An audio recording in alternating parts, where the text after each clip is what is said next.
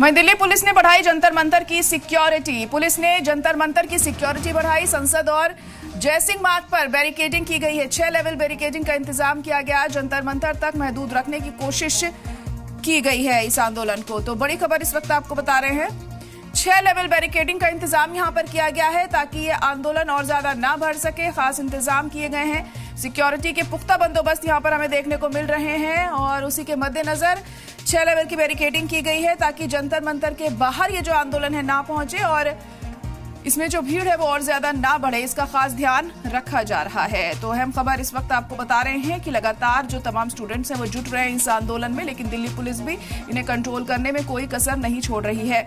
Security को बढ़ा दिया गया है जंतर मंतर की और पुलिस ने जंतर मंतर की सिक्योरिटी में इजाफा किया है। संसद और जयसिंह मार्ग पर बैरिकेडिंग लगाई गई है। 6 लेवल बैरिकेडिंग का इंतजाम यहाँ पर किया गया है। जंतर मंतर तक महदूद रखने की कोशिश की जा रही है बैरिकेडिंग के जरिए।